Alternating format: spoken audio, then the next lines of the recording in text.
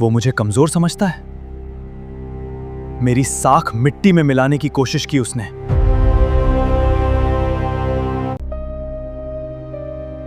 मैं अपनी कंपनी को नंबर 1 बनाकर रहूंगा, चाहे मुझे कोई भी रास्ता चुनना पड़े। मीरा जी, आपकी माताजी के ऑपरेशन के लिए 5 लाख रुपए आज शाम तक जमा कराने होंगे, वरना हम कुछ नहीं कर पाएंगे। डॉक्टर साहब, प्लीज़ ऐसा मत कहिए। मैं पैसों का इंतज़ाम करती हूँ, मेरी माँ को बचा लीजिए। So you are Meera. You need 5 lakh rupees for your mother's treatment. Did I say correctly? जी सर, मेरे पास और कोई रास्ता नहीं है। मैं आपके यहाँ ज़िंदगी भर बिना सैलरी के काम करूँगी। प्लीज़ मेरी मदद कर दीजिए। मुझे मुफ्त के नौकर नहीं चाहिए मीरा।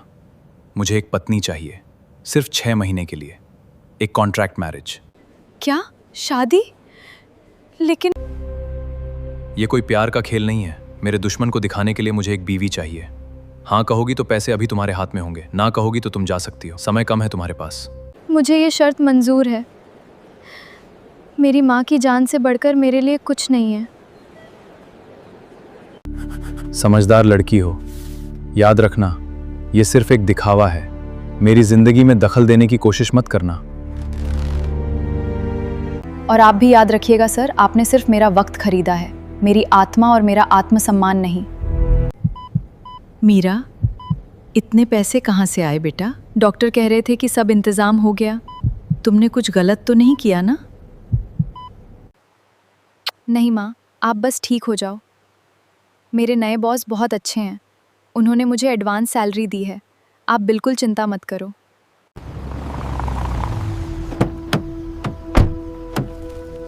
लेकिन याद रखना, घर वालों के सामने तुम्हें मेरी परवाह करने का नाटक करना होगा।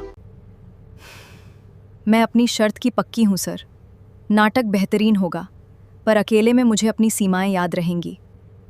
और आपको? अरे वाह देव, तो ये है तुम्हारी गुपचुप शादी की वजह। मुझे तो लगा था कि तुम बिजनेस में हारने के डर से भाग रहे हो। राजवीर, तुमने मेरे घर में पैर रखने की हिम्मत कैसे की? मेरी शादी मेरा निजी मामला है, तुम्हारे बिजनेस का घाटा नहीं। निजी मामला? या फिर मीडिया को दिखाने के लिए कोई नया ड्रामा? ये लड़की तुम्हारी साख साख क्या बचाएगी, ये तो खुद ही बिकी हुई लगती है। जुबान संभाल कर बात कीजिए मिस्टर राजवीर।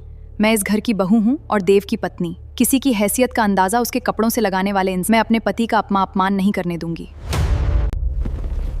बहुत घमंड है ना तुम दोनों को। याद रखना देव, ये खेल अभी खत्म नहीं हुआ है। मैं तुम्हारी इस नकली दुनिया को उजाड़ दूंगा। तुमने मेरे लिए स्टैंड क्यों लिया? हमारी शर्त में ये नहीं था। शर्त में ये भी नहीं था कि कोई आपके घर आकर आपकी पत्नी का अपमान करे। मैंने आपके लिए नहीं, अपने आत्मसम्मान के लिए जवाब दिया है। दादी ने इस कमरे को फूलों से क्यों सजा दिया? उन्हें लगता है कि ये कोई असली शादी है। देखो मीरा, भले ही दादी के कहने पर हमें यह कमरा शेयर करना पड़ रहा है, लेकिन अपनी औकात मत भूलना। ये बेड मेरा है, तुम सोफे पर सोओगी। आपको बार बार अपनी अमीरियत का घमंड दिखाने की ज़रूरत नहीं है सर। मैं यहाँ आपकी पत्नी बनने नहीं, अपनी माँ की जान बचाने आई हूँ। मुझे सोफे पर ही सुकून की नींद आएगी।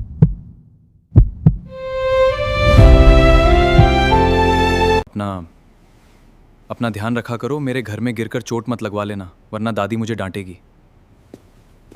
थैंक यू और गुड नाइट मिस्टर देव। सुबह के 7 बज गए हैं मीरा। दादी किसी भी वक्त हमारे कमरे में आ सकती हैं। जल्दी नाटक के लिए तैयार हो जाओ। अरे वाह, दोनों सुबह सुबह साथ में कितने अच्छे लग रहे हैं। मीरा बेटा, आज तुम्हारी इस घर में पहली सुबह है। आज तुम्हारी पहली रसोई का नियम निभाना होगा। मुझे खाना बनाना सिखाने की ज़रूरत नहीं है सर। मैं अपनी माँ के लिए सालों से खाना बना रही हूँ। स्वाद और सेहत दोनों का ध्यान रखना मुझे आपसे बेहतर आता है। आप बस बाहर जाकर बैठिए। अरे वाह मीरा, ऐसा स्वाद तो मैंने सालों बाद चखा है। तूने तो मेरा दिल जीत लिया बेटा।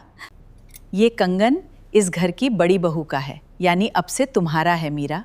तुमने सिर्फ हलवा नहीं, मेरा दिल जीता है। इसे हमेशा संभाल कर रखना। तुम्हारी हिम्मत कैसे हुई दादी से वो खानदानी कंगन लेने की? तुम यहां सिर्फ 6 महीने के नाटक के लिए आई हो, हमारे परिवार की अमानत हड़पने नहीं। मुझे आपके इस सोने के टुकड़े का कोई लालच नहीं है सर। मैंने दादी से ये कंगन मांगा नहीं था, उन्होंने खुद प्यार से दिया था। अगर मैं मना करती तो उन्हें हमारे रिश्ते पर शक हो जाता। क्या आप यही चाहते थे? मुझे लगा कि तुम पैसों के लिए ये सब कर रही हो। खैर जो भी हो, दादी के सामने इसे पहने रखना, लेकिन अकेले में इसे संभाल कर रख देना। आपकी सोच बहुत छोटी है मिस्टर देव। 6 महीने बाद मैं ये कंगन और आपकी ये दौलत यहीं छोड़कर जाऊंगी, अपने साथ सिर्फ अपना आत्मसम्मान लेकर। Good night. तुम यहाँ मेरे ऑफिस में क्या कर रही हो मीरा? तुम्हें पता है ना कि यहाँ मीडिया और बिजनेस पार्टनर्स की नज़रें होती हैं। मुझे आपके ऑफिस आने का कोई शौक नहीं है सर। दादी ने जिद की थी कि मैं खाना लेकर आऊं। उनका दिल रखने के लिए मैं यहाँ आई हूँ। अरे वाह, क्या बात है। मिस्टर देव और उनकी नई नवेली बीवी का ऑफिस रोमांस। लेकिन मीडिया को इस घरेलू नाटक के पीछे का असली कॉन्ट्रैक्ट सच पता चल गया तो क्या होगा देव? राजवीर! अपनी बकवास बंद करो और मेरे ऑफिस से बाहर निकलो। अगर तुमने मेरी पत्नी की तरफ उंगली भी उठाई तो मैं तुम्हारा पूरा बिजनेस साम्राज्य। गुस्सा मत करो देव, ये तुम्हारी सेहत के लिए अच्छा नहीं है। कल की बोर्ड मीटिंग में मैं तुम्हारी इस झूठी शादी का सच सबके सामने लाकर रहूंगा। देखते हैं तुम्हारी साख तुम्हें कैसे बचाती है।